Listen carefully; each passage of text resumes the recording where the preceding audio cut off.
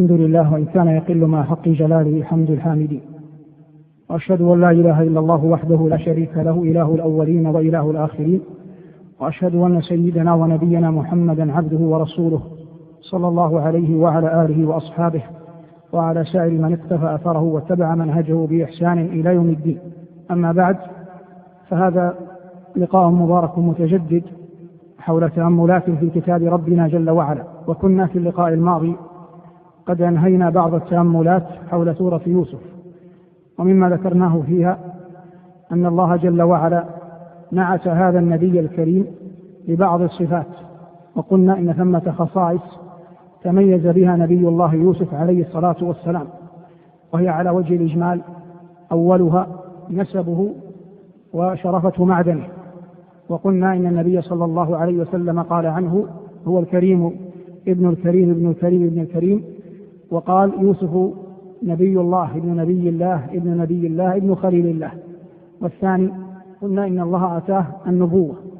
والأمر الثالث جمال الخلقة، فلما رأينه أكبرنه وقطعنا أيديهن وقلنا: حاشا لله، ما هذا بشر إن هذا إلا ملك كريم.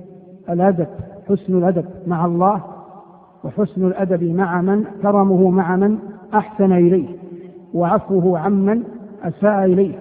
وقلنا كرمه مع من أحسن إليه يتمثل في قوله: معاذ الله إنه ربي أكرم مثواي. وقلنا إن للمعنى أن ربي هنا لها معنيان: المعنى أن يكون الرب هو الله جل جلاله، وهذا قال به جمع من العلماء، لكن رجحنا أن المقصود بربي هنا سيده، وهو عزيز مصر الذي اشتراه. وإن الدلالة على أنه قال إنه ربي أكرم مثواي أن عزيز مصر عندما اشتراه قال لزوجته: أكرمي مثواه. وقلنا هذه قرينة على أن المراد به سيده وليس المراد به ربه جل وعلا. هذا بعض ما تكلمنا فيه عن قصة يوسف. وقلنا في قول الله جل وعلا: ولقد همت به وهم بها لولا أن رأى برهان ربه. قلنا إن لولا حرف امتناع لوجود، حرف امتناع لوجود. وقلنا إن الآية فيها تقديم وتأخير، وأصل الكلام ماذا؟ الله يقول: ولقد همت به وهم بها لولا أن رأى برهان ربه. قلنا أصل الكلام لولا أن رأى برهان ربه لهم بها، وهذا قلنا على مذهب الكوفيين في أنهم يجيزون تقديم جواب لولا عليها. هذا بعض ما تكلمنا عنه في اللقاء الماضي. وهذا اليوم نتكلم إن شاء الله تعالى ونتأمل في سورة الرعد، وهي سورة مكية سميت بسورة الرعد لقول الله جل وعلا فيها: يسبح الرعد بحمده. والرعد معروف وسيأتي بيانه إن شاء الله. أول الآيات التي نتكلم عنها في هذا اللقاء المبارك نقول إنها سورة مكية تعنى بشؤون العقيدة وتثبيت مكارم الأخلاق، كما هو شأن أكثر السور المكية، وليس فيها من الأحكام الفقهية شيء كثير على نظيراتها من السور المكية الأخرى. أما ما سنتأمله اليوم فنتأمل قول ربنا جل وعلا: الله الذي رفع السماوات بغير عمد ترونها. هذه الآية فيها إشكال، لأن الله لم يفصل ما بين عمد وما بين ترونها، وقد كان بعض النساء العالمات يلغزن بها، ولا حاجة للتفصيل، لكن نقول: الله الذي رفع السماوات بغير عمد ترونها. يحتمل معنى الآية أمرين: الأمر الأول أن يكون للسماء عمد لكنها لا ترى، فيصبح الإعجاز أي في عدم قدرتنا على رؤية العمد التي تتكئ عليها السماء. هذا قول قال به ابن عباس رضي الله تعالى عنهما، قال به بعض العلماء. وجمهور العلماء على أن السماء أصلا ليس لها عمد. وإن قول ربنا جل وعلا: الله الذي رفع السماوات بغير عمد ترونها، إنما جيء بجملة ترونها فعل فاعل مفعول به متصل بعضها البعض تأكيد للنفي. والمنفي هنا أن يكون للسماء عمد. وعيد توجه الآية كم توجيهان نائب فاعل. لما يقول توجه تصبح توجيهان نائب فاعل، لا تأتي بها بالرفع. توجه الآية توجيهين، لأن الآية نائب فاعل. نقول توجيهين: التوجيه الأول أن يقال إن للسماء فعلا عمد، فقول ربنا: الله الذي رفع السماء بغير عمد ترونها، يصبح أن بغير عمد ترونها مرفوعة بعمد، لكن تلك العمد لا ترى، جمع عمود. والتوجيه الآخر عليه جمهور العلماء، وهو أن ليس لها عمد. وهذا القول أي الثاني يؤيده قول الله جل وعلا: ويمسك السماء أن تقع على الأرض إلا بإذنه. ويمسك السماء أن تقع على الأرض إلا بإذنه. وما يؤيده القرآن من رأي أولى من رأي لا نجد له دليلا من القرآن، واضح؟ كالقول الذي نرى له دليلا آخر من القرآن أولى بالقبول من رأي ماذا؟ لا نرى له دليلا من القرآن، ولا نقول ليس له دليل من القرآن. ما الفرق بين الاثنين؟ طبعا اعذروني، أنا أريد تربية علمية، أعيد. نقول إن الدليل الذي لا نرى له دليلا من القرآن أقل من القول الذي نرى له دليلا من القرآن، ولم أقل ليس له دليل من القرآن. أين الفرق؟ قد يكون هناك دليل لكن نحن لا نعرفه، فلا ننفي الشيء لأننا لا نعرفه. فعدم العلم ليس علما بالعدم، عدم العلم ليس علما بالعدم، فأنت قد لا تعلم لكنه موجود. عدم العلم ليس علما بالعدم. نأتي بقرينة على هذا الكلام من كلام ربنا. الله جل وعلا قال عن ذي القرنين، قال حتى إذا بلغ مغرب الشمس وجدها تغرب في عين حمية. ما التي تغرب في عين حمية؟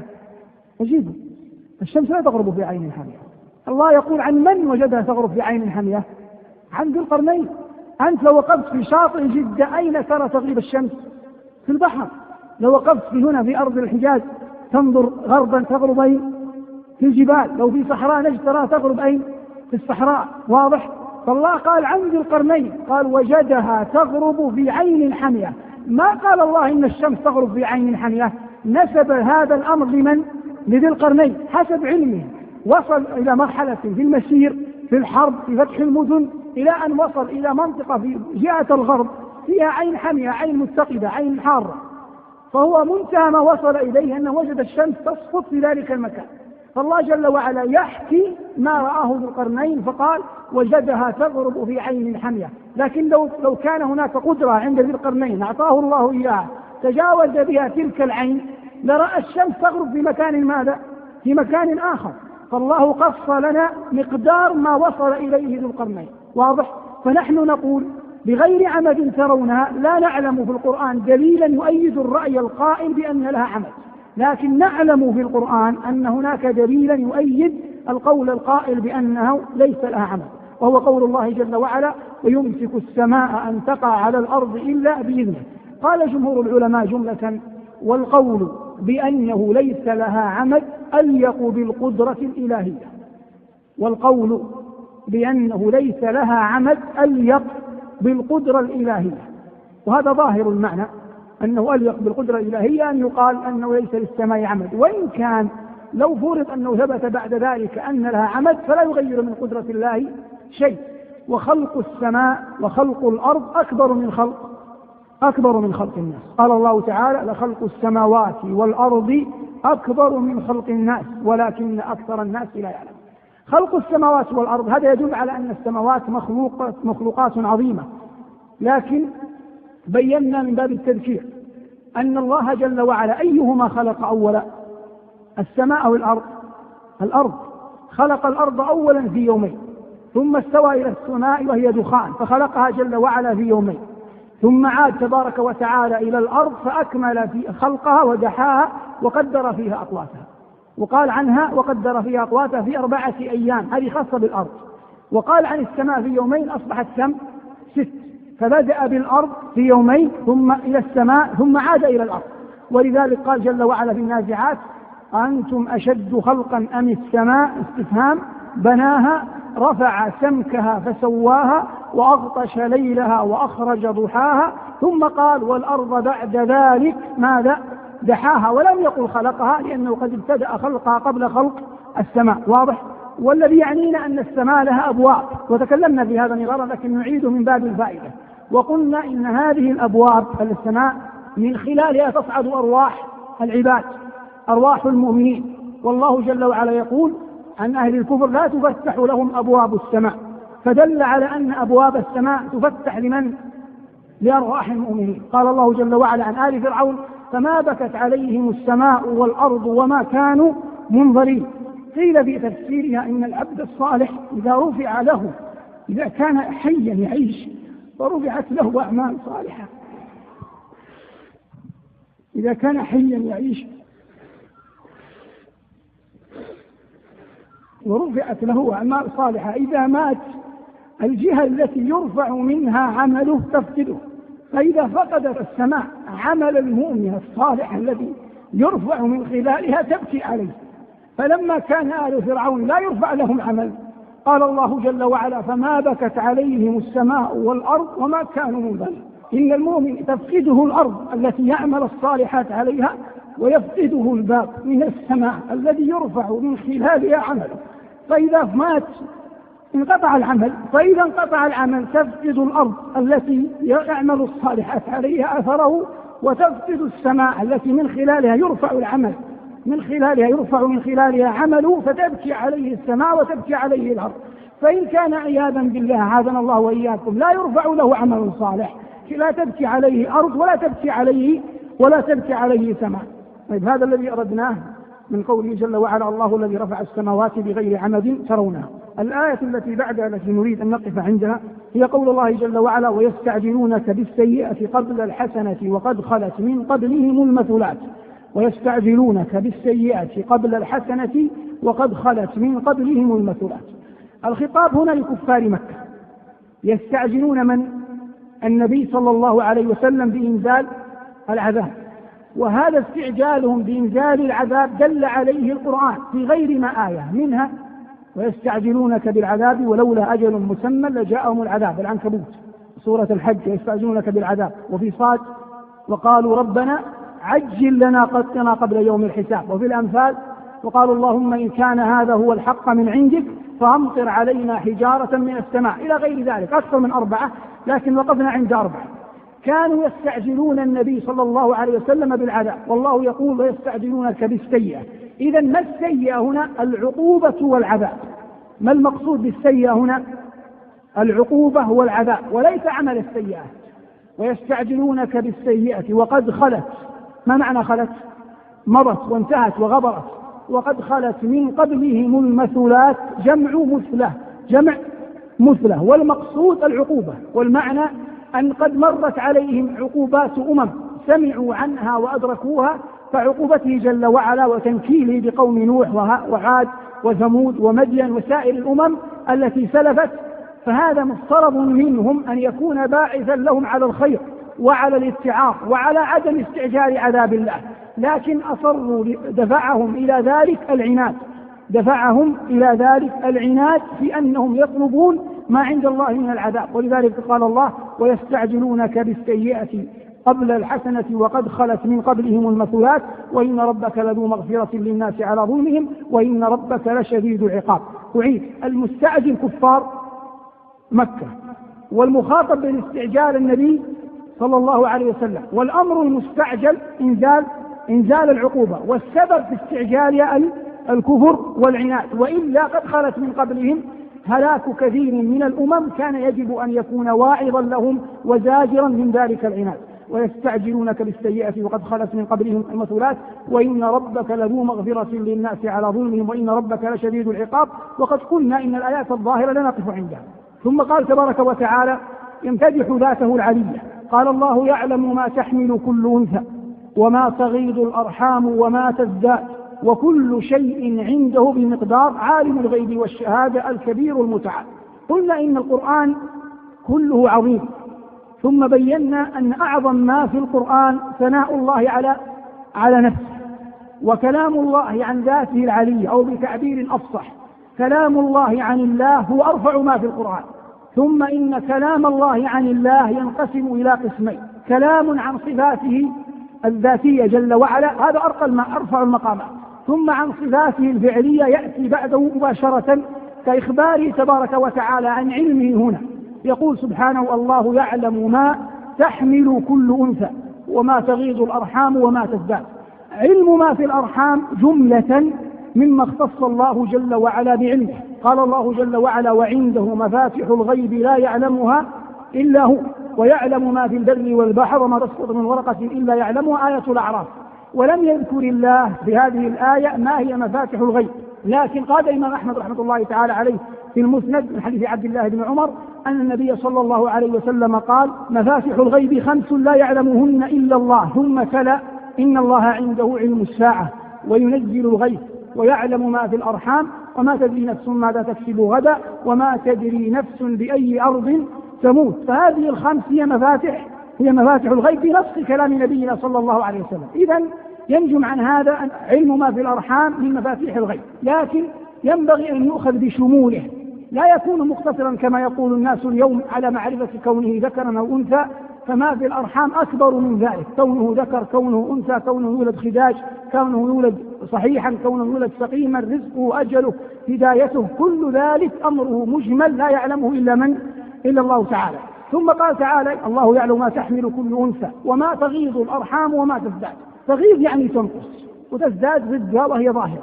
المعاصرون من العلماء تفسير العلم للقرآن جنح بهذه مسألة سلك بها مسلكا آخر، وهي قضية وجود النطفة في الرحم إلى غير ذلك مما لا نجيده فنتركه، فنأتي لما هو مدون في كتب العلماء السابقين عن قول الله جل وعلا: ما تغيض الأرحام وما تزداد. فنقول إن الرحم جعلها الله تبارك وتعالى، أو جعله، يصح فيه التذكير والتأنيث، جعله الله جل وعلا مستقرا للنطفة، لأن الله لما ذكر النطفة قال: ثم جعلناه نطفة في قرار مكين، وسماها الله تبارك وتعالى بالقرار المكين. هذا الرحم فيه يتكون المخلوق، والله هنا يقول: ما تغيض الأرحام وما تزداد.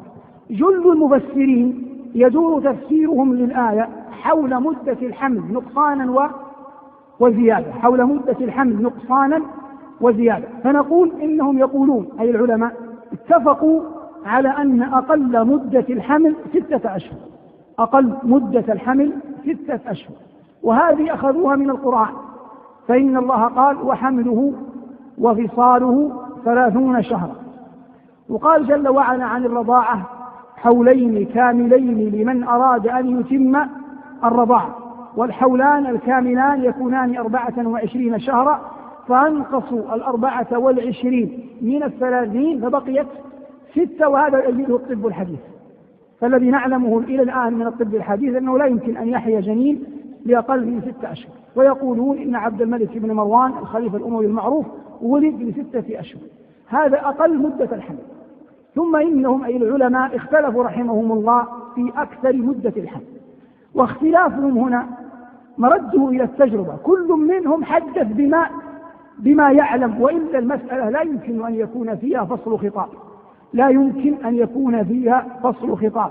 لماذا؟ لأن هذا أمر لم يرد في كتاب ولم يرد في سنة عن آخر وأكثر مدة الحمل، فيبقى الأمر على تجارب الناس، وكل إنسان يعد الشيء الذي يراه. ولذلك اختلف العلماء فيه اختلافا كثيرا، لكن كما قلنا محقق العلماء كابن عبد البر والمتأخرين من أتباع المذاهب قالوا إن هذا أمر مرد إلى التجربة ولا حاجة للاختلاف فيه. لكن نذكر بعضا مما قالوه رحمة الله تعالى عليهم، أي العلماء أحياء وأموات. قال بعضهم إن أكثر مدة الحمل 2، وهذا منقول عن أم المؤمنين عائشة رضي الله عنها، فهي تقول إنه لا يمكن أن يزيد مدة الحمل عن 2. وقد أخبر الوليد بن مسلم أحد التابعين أخبر مالك رحمه الله بقول عائشة هذا، بأن مدة الحمل لا تزيد عن 2. فقال مالك رحمه الله: سبحان الله، من يقول بهذا؟ هذه جارتنا امرأة محمد بن عجلان، امرأة صدق نعرفها، وزوجها زوج صدق نعرفه. من يقول هذا؟ مالك تكلم عن جيرانه.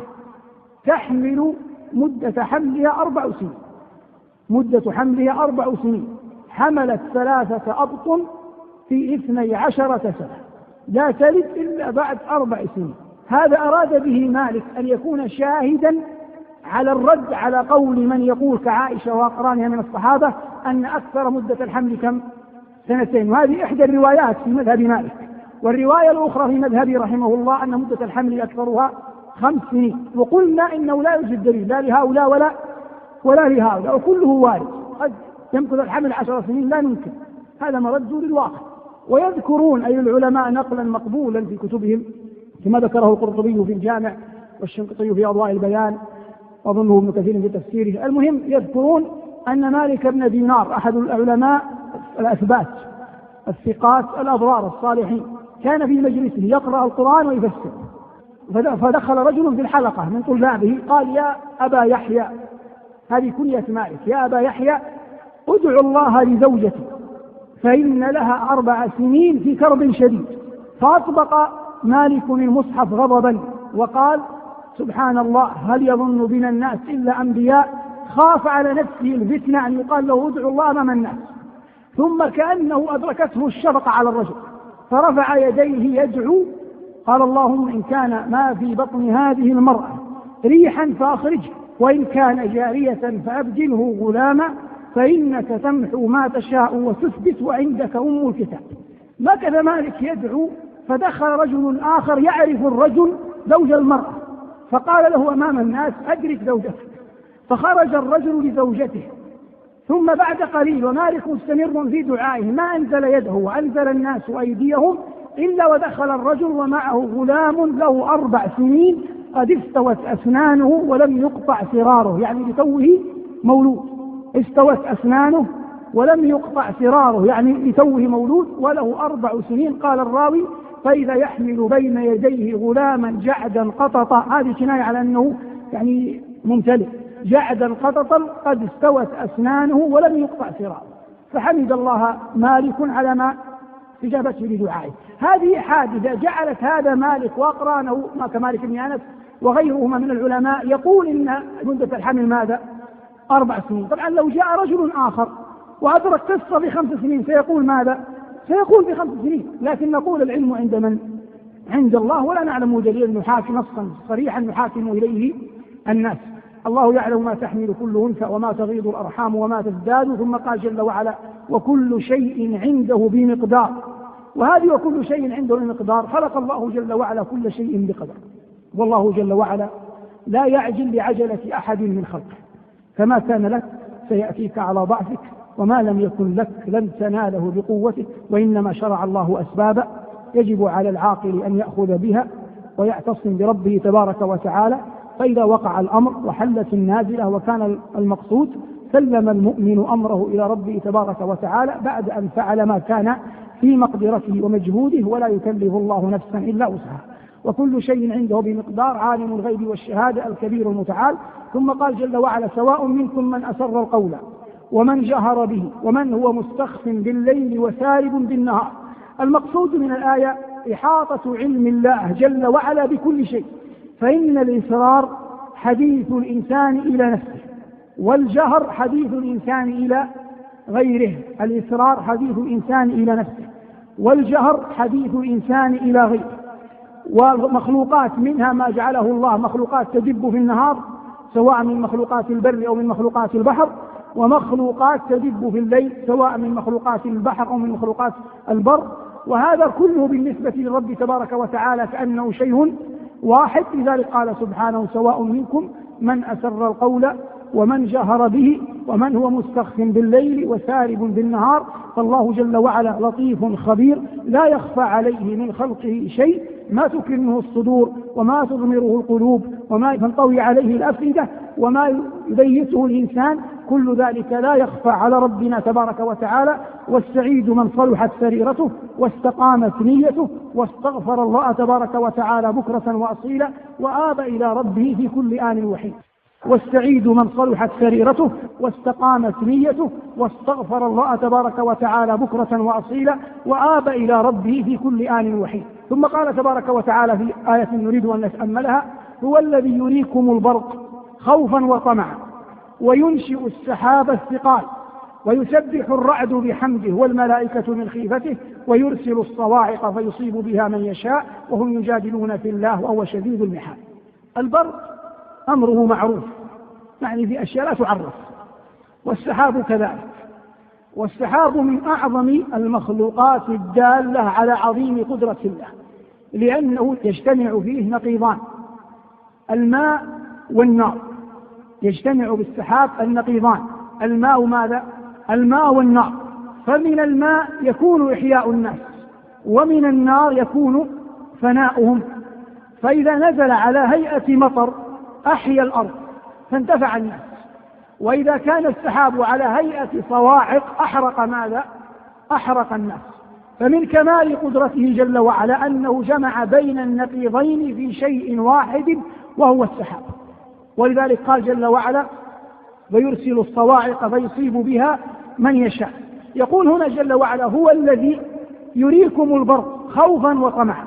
الخوف أن يكون وراء هذا المطر، هذا السحاب، هلاك ودمار وإحراق، والطمع أن يرجى أن يكون وراءه غيث ورحمة وإنبات عشب ودر ضرع وإنبات زرع. فبين الأمرين يتخوف المؤمن. وكان النبي صلى الله عليه وسلم إذا رأى السحاب والريح أقبل وأخذ وأعطى في بيته، يخشى أن تكون عذابا حتى تمطر فيتغير وجهه إلى أحسن صلوات الله وسلامه عليه، لعلمه بعظيم قدرة ربه تبارك وتعالى. هو الذي يريكم البرق خوفا وطمعا وينشئ السحاب الثقال. وكلمة ينشئ تدل على أن مرد السحاب تكوينه مرده إلى من؟ إلى الرب تبارك وتعالى، وهذا ظاهر بين حتى في السنة. فقد ثبت عنه صلى الله عليه وسلم أنه كان على المنبر يخطب، فدخل من باب المسجد رجل يشكو للنبي صلى الله عليه وسلم جدب الديار وقلة الأمطار، فرفع صلى الله عليه وسلم يديه يدعو ربه ويستغيث ويقول: اللهم اغثنا. يقول أنس راوي الحديث الصحابي المعروف يقول: لم يكن على المدينة قزعة، يعني ولا قطعة سحاب، فإذا بالسحاب ينشأ ثم يتكون حتى أصبح مثل الترس مثل الدرع، ثم طوق المدينة، ثم حجبت الشمس، ثم أمطرت. فقال أنس: فمكثنا أسبوعا لا نرى الشمس أسبوعا كاملا والسماء تمطر. ثم دخل رجل من نفس الباب، قيل إنه نفس الرجل أو غيره لا يضر، دخل رجل من نفس الباب فشكى إلى النبي صلى الله عليه وسلم صنيع السيول، فقال عليه الصلاة والسلام أدبا مع ربه: اللهم حوالينا ولا علينا، اللهم على الأكام والضراب وبطون الأودية. وأخذ يشير بيديه. قال أنس: فما أشار إلى ناحية إلا اتجه السحاب إليها، فقشع عن المدينة ذلك السحاب. الذي يعنينا أن السحاب جعل الله جل وعلا فيه النقيضين الماء والنار، فقال: هو الذي يريكم البرق خوفا وطمعا وينشئ السحاب الثقال ويسبح الرعد بحمده والملائكة من خيفته. معنى الآية: يسبح الرعد بحمد ربه وتسبح الملائكة خوفا من ماذا؟ خوفا من الله. وفي هذا إشارة على أن التسبيح من أعظم العبادات. التسبيح من أعظم العبادات، عبادة اختص الله جل وعلا بها خلقه كلهم، وأعظمه أن يقال سبحان الله وبحمده سبحان الله العظيم. فذكر الله جل وعلا هنا أن الرعد يسبح بحمده، ونحن نجهل كيف يسبح الرعد لأننا لا ندرك ذلك، عقولنا قاصرة عنه، لكننا نعلم يقينا أن الرعد مخلوق من مخلوقات الله يسبح بحمد ربه. أما ماذا يقول الإنسان إذا سمع صوت الرعد؟ فلم يرد عن النبي صلى الله عليه وسلم فيما نعلم حديث صحيح يمكن نسبته إلى رسول الهدى ونبي الرحمة صلى الله عليه وسلم، لكن روى مالك في الموطأ والبخاري في الأدب المفرد موقوفا على عبد الله بن الزبير، موقوف على عبد الله بن الزبير بسند صحيح، أن عبد الله بن الزبير كان إذا سمع صوت الرعد يقول: سبحان من يسبح الرعد بحمده. يقول ماذا؟ سبحان من يسبح الرعد بحمده. القائل من؟ عبد الله بن الزبير. طبعا هنا كمسائل ترتيب في اختيار الأدلة، لا ريب أن قول ابن الزبير هنا أحب إلينا من آرائنا. قول ابن الزبير الثابت عنه أحب إلينا من ماذا؟ من آرائنا. يعني لا يحتاج الإنسان هنا إلى أن يوجد قولا آخر ما دام فيه نقل ثابت صحيح عن صحابي، ولم ينقل عن النبي صلى الله عليه وسلم في مسألة شيء. لكن هنا يكفينا قول الصحابي، لأن الصحابي غالبا يكون محاكيا لغيره من الصحابة أو محاكيا لمن؟ لنبينا صلى الله عليه وسلم، وإن كان ابن الزبير أدرك النبي صلى الله عليه وسلم وهو صغير، لكنه ثابت عنه أنه كان إذا سمع الرعد يقول: سبحان من يسبح الرعد بحمده. الله يقول: هو الذي يريكم البرق خوفا وطمعا وينشئ السحاب الثقال ويسبح الرعد بحمده والملائكة من خيفته ويرسل الصواعق فيصيب بها من يشاء وهم يجادلون في الله وهو شديد المحال. الله جل وعلا لا يغلبه شيء ولا يرد بأسه أحد، والصواعق كغيرها من المخلوقات جند من جند الله، والإنسان يعتصم بربه تبارك وتعالى بسائر أمره، وإذا خرج يكثر من الأذكار ويستعين بالرب تبارك وتعالى. تقول أم سلمة: ما خرج النبي صلى الله عليه وسلم من بيته قط إلا ورفع بصره إلى السماء وقال: بسم الله آمنت بالله توكلت على الله ولا حول ولا قوة إلا بالله، اللهم إني أعوذ بك أن أضل أو أضل أو أزل أو أزل أو أظلم أو أظلم أو أن أجهل أو يجهل علي. هذا صنيع نبوي وهدي محمدي عند الخروج من البيت، ولكن مع ذلك لا يقع إلا ما أراد الله. فالنبي عليه الصلاة والسلام مع تحصينه الذكروي الذي لا يخفى سحر، فقد يقع أمر الله. وأنا أردت أن أبين هذا حتى أنه إذا بلغك أن إنسانا مات بصاعقة لا تحمل في قلبك عليه، إذا بلغك أن إنسانا مات بصاعقة لا تحمل في قلبك عليه أو تظنن به السوء، فأمر الله يقع ولو أخذ الإنسان بالأذكار. وقد قلت إن النبي صلى الله عليه وسلم سحر رغم أنه عليه الصلاة والسلام أكثر المحافظين على الذكر بلا شك، ومع ذلك سحر. فإذا أراد الله شيئا يقع بلا شك، لكن هذا من باب الأخذ بالأسباب، وأنت مأمور بالأخذ بالسبب. ثم إن الإنسان إذا بلغه أن أحدا مات ميتة غير حميدة فيما يتناقله الناس لا ينبغي أن يشمت بأحد ولا أن يسخر من أحد، ويسأل الله جل وعلا العافية، وإن الذي أضله قادر على أن يهديه، والقلوب بين أصبعين من أصابع الرحمن. والإنسان مثلا ما دخل في قلبه الكبر وسوء الظن بالمسلمين ورأى في نفسه فضلا على غيره انقلب حاله وتبدل مآله، نعوذ بالله من سوء العاقبة وسوء الخاتمة. لكن المسلم إذا كان يحتقر نفسه ويستصغر عمله ولا يحتقر إخوانه المؤمنين ولا يزدري مؤمنا أيا كان إلى العافية وإلى حسن الخاتمة أقرب. وإذا سلم المسلمون من لسانك ومن يدك ومن شماتك بهم كنت أقرب إلى عفو الله وإلى رحمته تبارك وتعالى. وهذا أمر ينبغي للمؤمن أن يسلكه متأدبا بآداب القرآن، مستعينا بالله تبارك وتعالى، سائلا الله جل وعلا العافية في كل آن وحين. يقول الله: ويرسل الصواعق فيصيب بها من يشاء.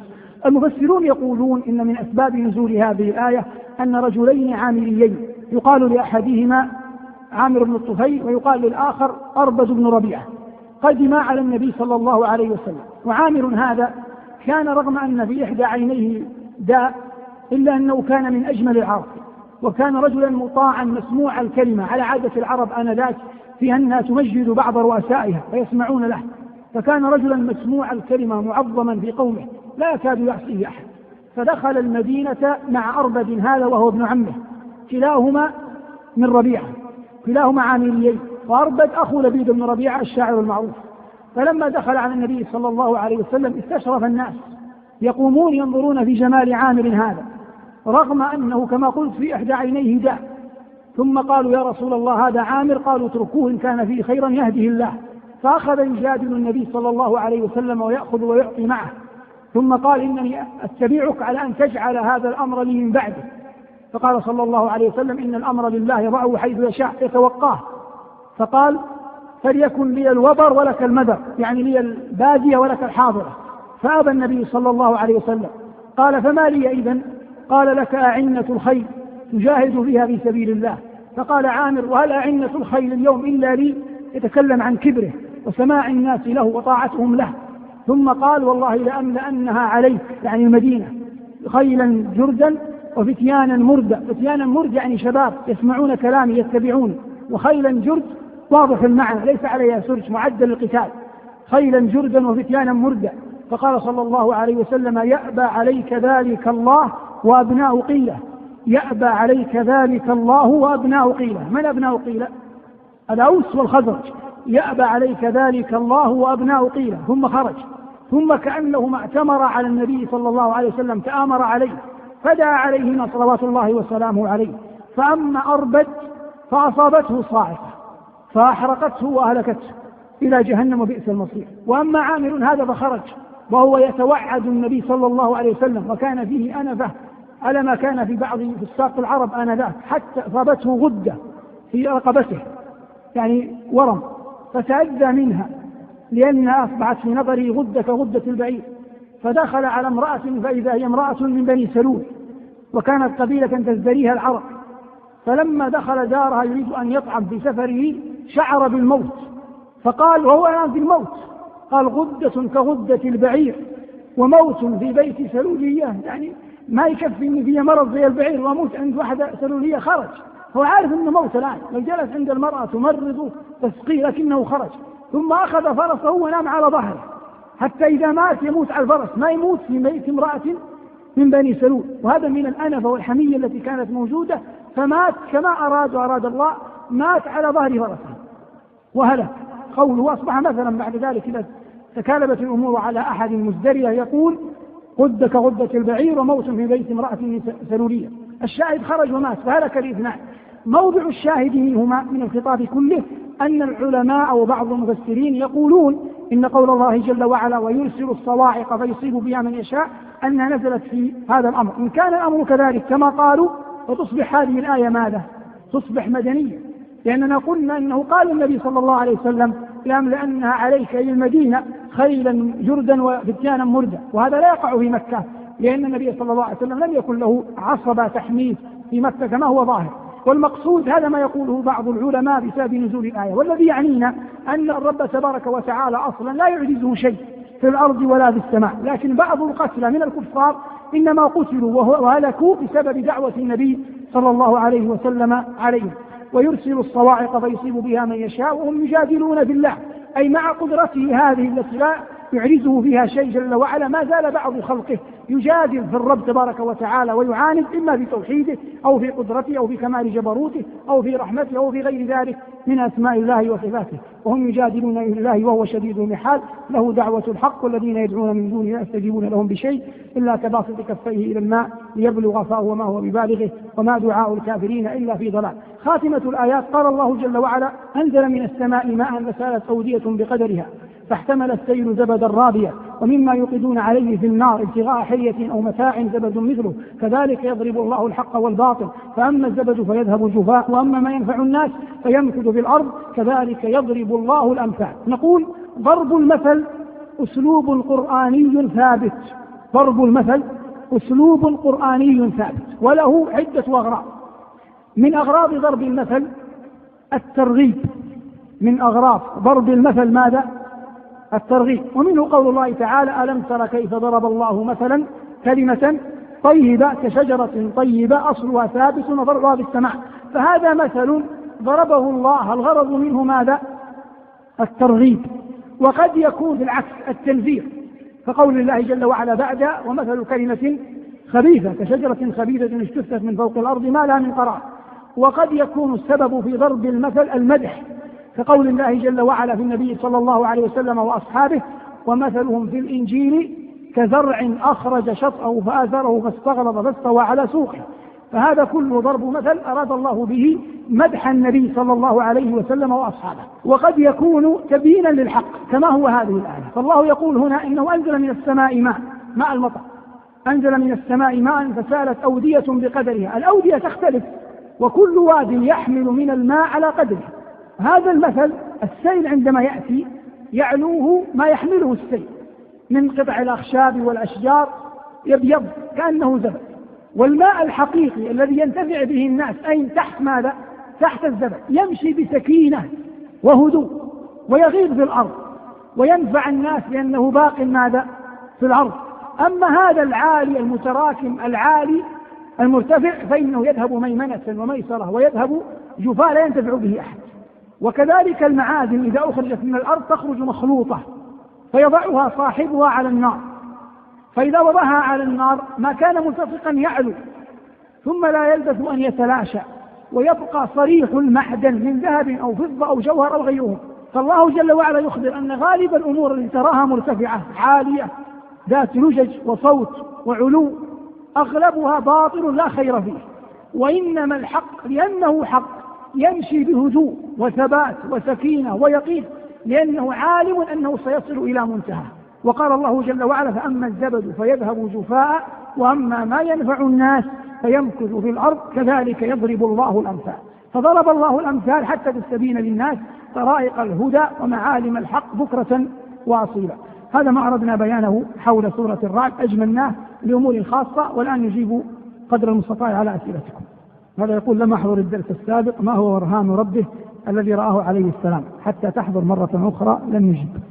يا شيخ ما معنى نأت؟ نأت بمعنى بعدت، إلا أن كان تأتي بسياق يدل عليها. يقول نفخ في الصور بصائق من في السماوات ومن في الأرض إلا من شاء الله. من هم إلا من شاء الله؟ اختلف العلماء فيها، قيل الآية لبيان القدرة، وقيل الحور العين والولدان المخلدون الذين في الجنة، وقيل حملة العرش، وقيل إسرافيل وجبريل، وقيل غير ذلك، والله تعالى أعلم. كيف نرد على من يقول إن الطب الحديث عرف ما في الأرحام بالتصوير الحي؟ هذا بيناه قبل بدروس أخرى ونعيده. قلنا يا إخوان إذا جاء التصوير وصوروا الجنين في بطن أمه ثم ظهر أن هناك قضيب في الجنين فدل على أنه ذكر، فهذا لو عرضت الصورة على صبي لم يميز يعرف أنه ذكر، ما في غيب ولا شهادة، هذا صار إيش؟ شهادة، مشاهدة، ما عاد في غيب، انتقل الأمر من كونه غيب إلى كونه شهادة. وحتى لو جاء إنسان لبطن امرأة وبقره بسكين ورأى الجنين وقال أنا عرفت أنه أنثى ولا عرفت أنه ذكر، هذا عرفه بعد أن رآه، فلا يسمى غيب، يسمى ماذا؟ يسمى شهادة. فهمتم؟ الغيب الذي لم يطلع عليه أحد، لا حتى النطفة هم توصلوا إلى شيء منها، لكن الغيب الشيء الذي لا يراه أحد.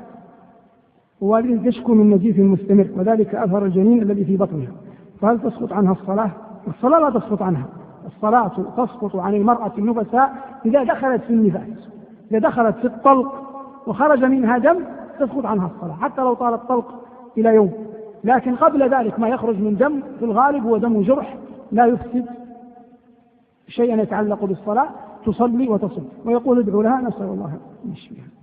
يوجد طفل ولد رجع من الشواهد في الشهر الرابع وهو موجود قبل أسبوع في مستشفى الولادة بالمدينة وشاهده ثقة ونقل ذلك لنا. أنا أقول أعلم أن الله على كل شيء قدير، أنا حكيت قول العلماء والله أعلم. يقول هل صحيح أن الرعد اسم من أسماء الملائكة؟ لا أعلمه صحيحا. يقول هل تزوج يوسف عليه السلام امرأة العزيز أم لا؟ لا يوجد بذلك خبر صريح فيما أعلم. مروي في تفسير الطبري والقرطبي وابن كثير أحاديث تدل على أن اليهود يعلمون عن قصة يوسف. هل هذه الآثار صحيحة؟ طبيعي أن يعلم اليهود عن قصة يوسف بلا شك. ما معنى قوله صلى الله عليه وسلم أن أضل أو أضل أو أذل أو أذل؟ هذا من دليل تربية الناس على الحياة الاجتماعية. هو صلى الله عليه وسلم يستعيذ بالله أن يضل غيره أو أن يضله أحد، أو أن يزل هو على غيره أو أن يزل عليه أحد. واضح؟ أظلم أو أظلم. ذكرت في الدرس الماضي أن قصة يوسف لم تكن في الكتب الماضية، مع أن اليهود سألوا النبي صلى الله عليه وسلم. أنا قلت أن قصة يوسف لم تكن في الكتب الماضية؟ ما قلت، وإن كنت قلته فأنا أعتذر عنه، لكن ربما الأخ فهم خطأ. أما أنا لم أقل أن قصة يوسف لم تكن في الكتب الماضية. رأيت صديقا لي توفي قبل مدة وهو غاضب من أن الناس خاضوا في عرضه وأكلوا لحمه، وهو يقول لماذا يقولون هذا عني؟ أنا لم أمت، وها أنا إذن ألا تراني؟ علما بأن هناك فتاة أخرى لا تعرف عنه شيئا سوى أنه صديق لأخيها رأت نفس الرؤيا ورأته يقول هؤلاء يقولون عني أني مت الكذابون.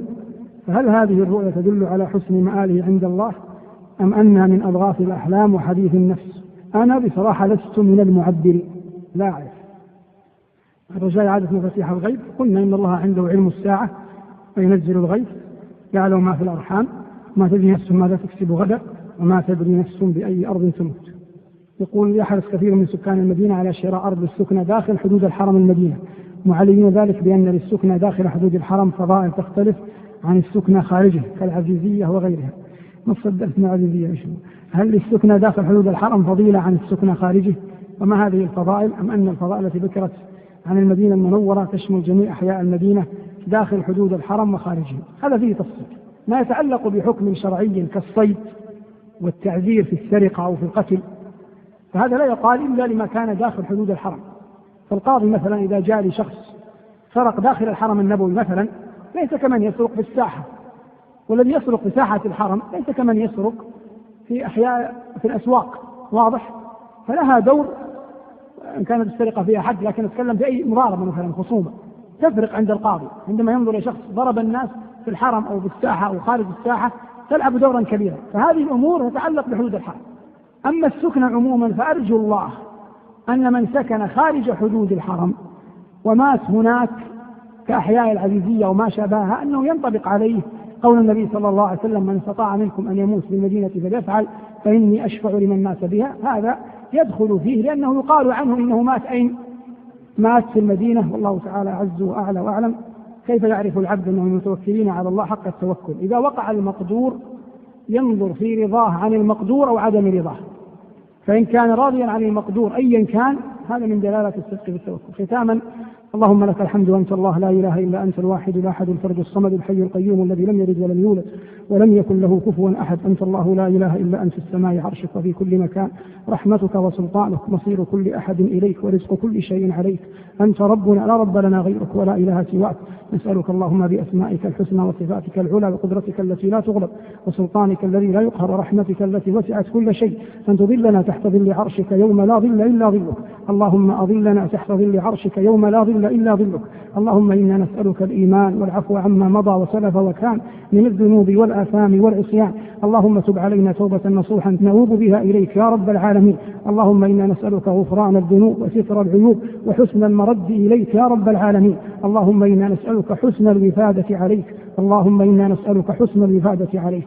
اللهم أنت الله لا إله إلا أنت القوي العزيز، وإن لنا إخوانا مسلمين في العراق وفلسطين وغيرهما يا رب العالمين. اللهم انصرهم واعنهم وارحم شهداءهم واغفر لهم يا رب العالمين، وأيدهم اللهم بنصر من عندك يا ذا الجلال والإكرام.